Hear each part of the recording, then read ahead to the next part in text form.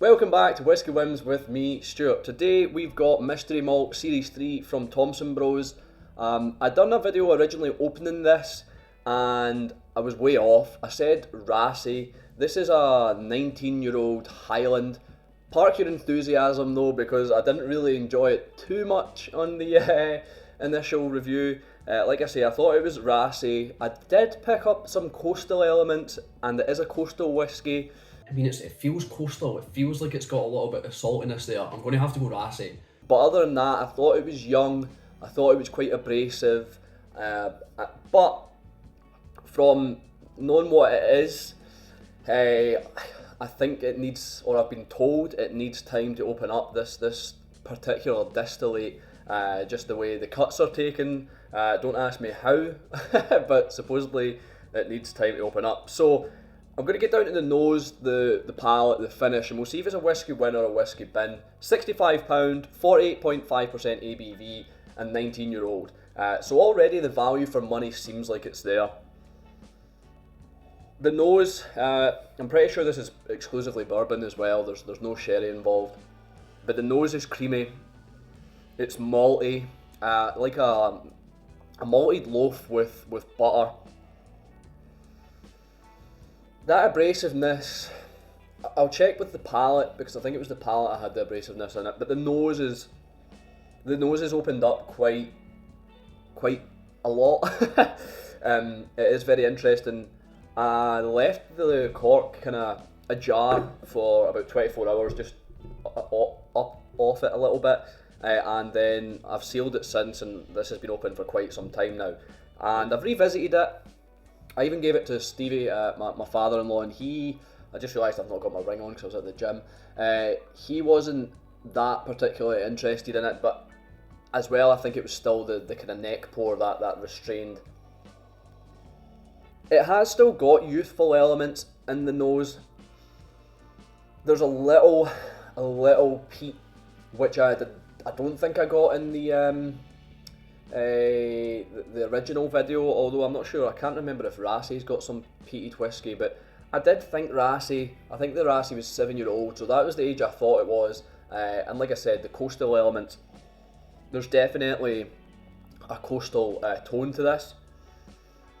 Sea breeze, it's like being on a Scottish beach. But like I said, that youthful element that is quite green.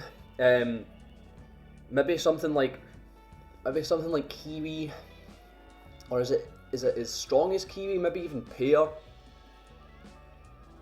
Yeah, possibly more pear. I think the kiwi is a bit too strong a flavour or a scent. But yeah, very buttery, very creamy. Just a little bit youthful. What I feel youthful, even though it's 19-year-old. The palate.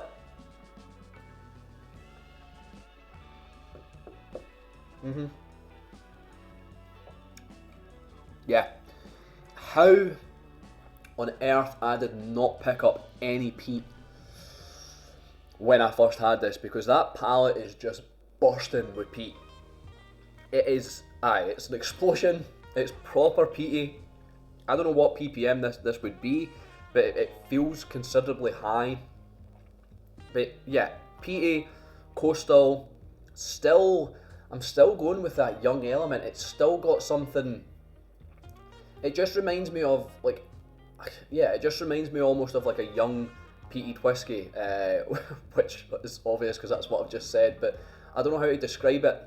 It's quite, I don't think abrasive anymore. I think it has subdued a little, but the peat and it drinks a lot like higher ABV than it is. It feels like it could be 50, could be 55. If I got this blind again, even though I know what it is, it would still throw me off.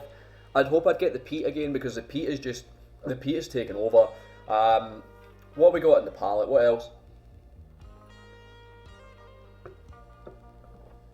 Maybe something like is it eucalyptus? Is that what you get with like Fisherman's Friend? It's a little bit minty. It's creamy as well. There's no denying that. It's definitely is it buttercream, like buttercream icing. It's a little sweet. Am I getting any fruits? I think I'm getting kind of like jarring fruits, possibly pineapple or something like that, something along those lines. Like not, I mean, pineapple is a little bit sweet, but I don't know how to describe it. It's quite a jarring taste. It's salty at the end there on the palate, probably like going into the finish a little bit. It's savoury, definitely. That coastal element to it. The nose is really fantastic and really opened up. The palate definitely been taken over by that peat, but still enjoyable. It just, like, it's almost Stosha. Not, I don't know how to describe it. It's not as peaty as Stosha, but it's got that kind of tone, that kind of theme to it, a young peated whiskey. Or Octomore or something, but not, like I say, not as peaty. Just, you're getting a little bit of the spirit, you're getting the peat.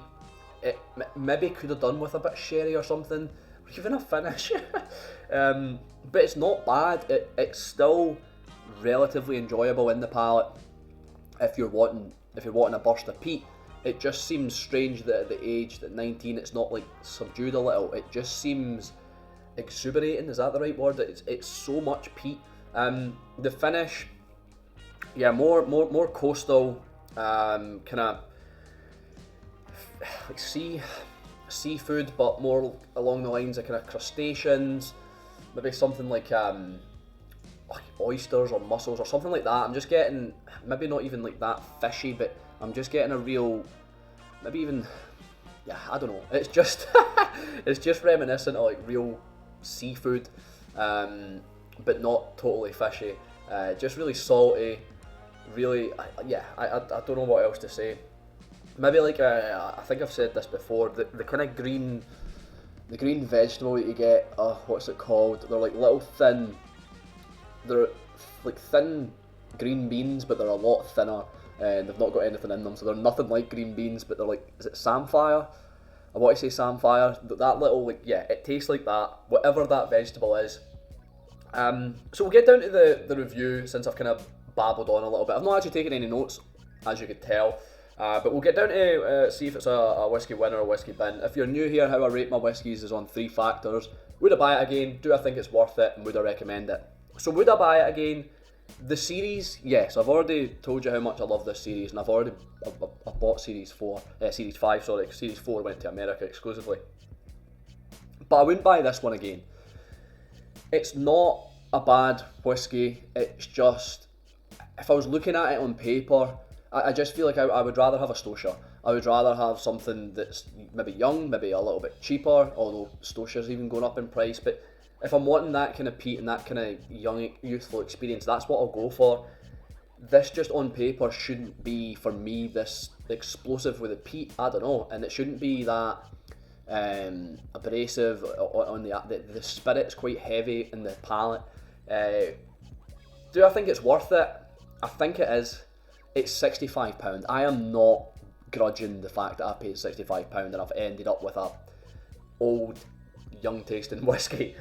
Because even if I got like the Rassy or the Annandale or something like that, it's a good experience, and I hope the Rassy and the Annandale would be like a similar feel to me. Like, I hope I'd still enjoy it like I am enjoying this. It's different. It's quite. It threw me off. That's what I liked about it.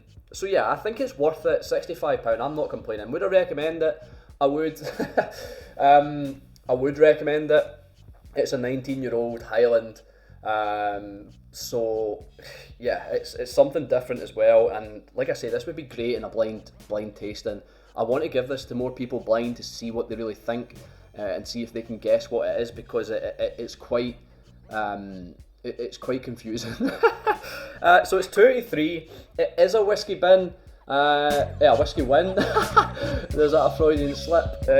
No, I have been enjoying it. It's a whiskey win. It's a 2-3. Thanks for watching. I've been Stuart. This has been Whisky Whims. I'll see you later.